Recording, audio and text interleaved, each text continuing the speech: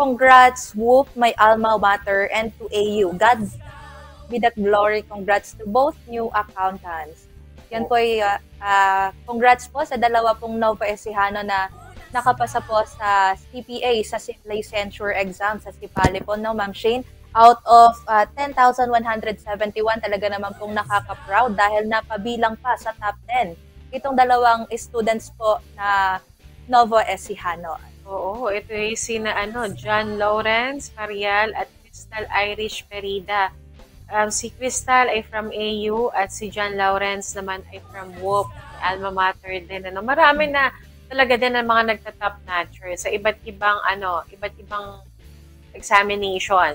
Meron tayong sa engineering, meron tayong CIPALE, meron tayong sa VET, di ba? Yes, Ma'am Yung from Shane. CLSU. At mamaya meron din tayong Shane. tinitingnan yung psychometrician naman.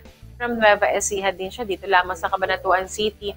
So para bang dati-dati bihira lang nagkakaroon o nakakakuha ng top notcher dito sa lalawigan natin, pero ngayon bawat taon, 'di ba? Meron napapasama dito sa top 10 board exam. So congratulations